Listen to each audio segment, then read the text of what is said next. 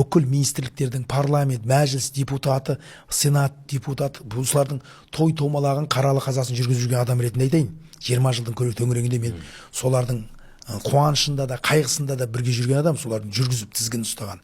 Өкінішке қарай солардың өзіне сөйлемейді. Барлығының қатын бала шағасы білесің бе қайда тұратын? Бәрі ар жағы Америка, бер жағы Европада тұрады. Түркияң бар, мына жағы жаңа Кореяң бар, кетіп қалған жақ. Бұл ұлтты жойылды деген немене бұл?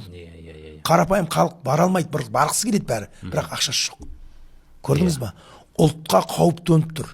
Қазақты бұл менсінбеу, қазақ халқының атынан билікке сайланып алып, қазақты ысырып қойып, басқа біреудің тілінде, ей көкем-ау, 300 жыл қазақты қанға бояған, қан судай ағызған Жәлел Досмағамбетов, Жаһанша Досмағамбетовтер кітабында жазады, қазақ деген газетте 1919 жылы.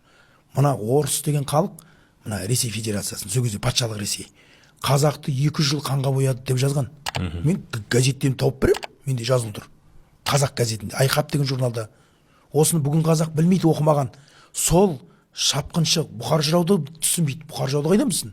Бұхар жырау айтады, батыстан келер бір кәпір, аузы басы жүн кәпір. Санақ қалар малыңды, суғырып алар жаныңды, бауыздамай сояр қаныңды, өзі сары көзі көк, бастығының аты поп дейді. Мен емес, Бұхар жырау айтқан. Мен тек жаттап алғам. Мен 7 күн 7-сін жырлайтын жыраумын. Бас анау, Балықбамыс батыр, Қобыланды батыр, Қамбар батыр, Еңлік Кебек, Төлеген мен Қыз Жібек.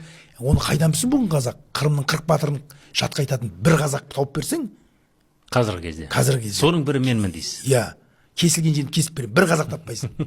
Алматов деген ағамызбен отырып қалып, қанша жырлайсыз? 15-20 минут жырлаймын дейді. 15-20 минут деген мен ол баланың әңгімесі. Мысалы мен қазір 1000-ға жуық қазақтың аңыз әңгімелерін мен білемін. Мақтанғаным емес. Сіз айына бір рет шақырып, осыны қазақ, бүгінгі қазақ білмейді. Қазақ болып туғанына, міне западло разговаривать по-казахски дейді. Оқығандарының өзі ақымақ. Қазақ болып туғанына қуанудың орнына өкініп жүр қазақ, ақымақ. Бар ондайлар. Қайтесің енді, соның арасында өмір сүріп жатырмыз. Сөйтіп жүрген ұлттың арасында жүріп, қаның қараяды да, жүрегің қанжылайды. Шіркін-ай, мынау қазақ болып туғанына өкініп жүр, ақымақ.